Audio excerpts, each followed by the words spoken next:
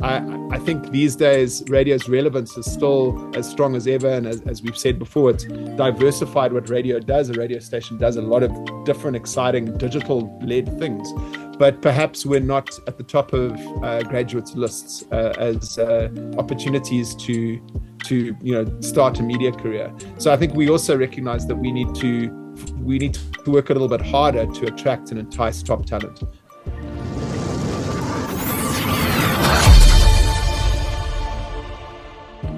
All of these professions have different routes, to get there, and I would just urge people to volunteer where they can and to get the qualifications where it's possible. Yeah, I like the fact that you spoke about sales and marketing. I find those two departments in any radio station are extremely dynamic. There's a lot going on around them, and you've got to be very creative to work in that environment. It's not like selling a car or selling, some vegetables. This is about finding out what your clients' needs are and finding creative ways working within the framework of the radio station to deliver that. And it's really exciting. So please don't discount sales. It's a really fantastic career in the radio world. Last but not least, we know that Kagiso is a phenomenal brand. Is there anything you guys are doing to assist that next generation of young people coming into this industry, whichever department they choose? Sure. I mean, we take this pretty seriously. Radio is a people business. We don't have patents and we don't sell products. We have people on the air who are either selecting the content that we play or they're presenting it themselves. So it's a key priority for us.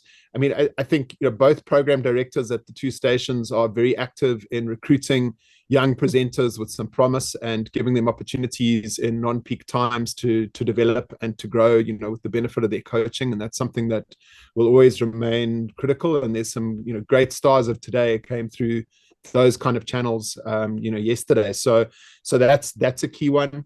What we do, though, that's really quite exciting is we've had a long-standing relationship, Jacaranda, in the case of Jacaranda, with Voice of Wits and the Wits University and the Radio Academy there. And what the way that internship works is that we select 5 interns at the beginning of every year, and then they spend 2 weeks on site with us and 2 weeks back at Voice of Wits. So kind of learning the skills, applying the skills, learning the skills and applying the skills throughout the course of their engagement. And again, that's not in presenting, it's in all spheres of radio. So it also empowers them at the end, not only with the ability, but also some exposure to the various disciplines within radio, so that if radio is their career, they have a sense of where it is that they'd like to hone that. And then we've got internship relationships with the local tertiary universities and so on in Durban as well. And we have internships around news and technical and in production. And I think that these are formalized ways, and many times we've been able to convert some of those interns into staff members. We're quite a flat structure. It's a small environment, so an internship doesn't guarantee entry into those things. But when there are vacancies and a meeting of opportunity and talent, then certainly we explore that, and we like to choose those people that we've been instrumental in grooming over time. So yeah, we see ourselves as quite active. What we also try and do is develop, and there's never enough time to do this in the way that we would like really to do it, but we've established fairly strong relationships with community stations and campus stations, and so we try and give them skills, coaching, provide coaching to their on-air talent and so on, as they develop, so that we can develop that relationship, so that they get exposure to industry best practice as early as possible, so they've got the opportunity to practice that on their stations. Yeah, so a few initiatives. We're always open-minded to others, and we just think that, I suppose when I started in radio, it was 30 years ago. Radio was a newly commercializing industry in South Africa, and so a lot of school leavers saw it as a great kind of sexy new medium. I think these days radio's relevance is still as strong as ever, and as we've said before, it's diversified what radio does. A radio station does a lot of different exciting digital-led things, but perhaps we're not at the top of graduates lists as opportunities to start a media career. So I think we also recognize that we need to work a little bit harder to attract and entice top talent, because they will be the future of our medium.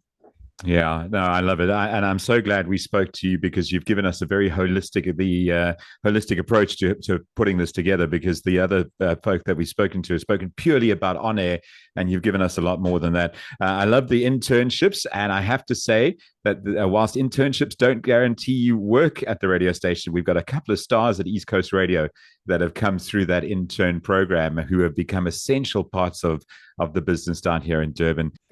I think just a general piece of advice for people looking for work, period, but particularly with radio, is that I think if you're a job seeker, you should also think of yourself as somebody that potentially can solve problems, rather than somebody who is looking to be given an opportunity. And let me explain that. I think that in your approach to an organization, certainly a media organization, we are up at night worrying about certain things. Do we have, the right skills to meet the, are we as competent on TikTok as we'd like to be, for example, just kind of off the top of my head.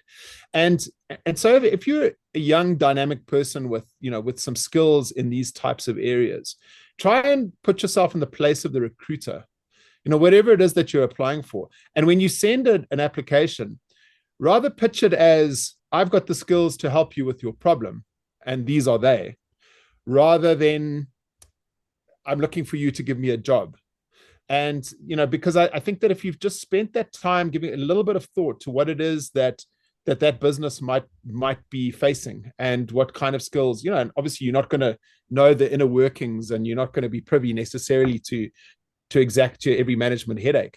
But I think, young people who are graduating genuinely bring something new and dynamic to a business. Think about what it is that you're bringing. Is it the skill that you learned? Is it the passion and energy that you have? Is it your understanding of the people around you? Is it your uniqueness that can add value to that business? And in your cover letter of your CV, make that clear.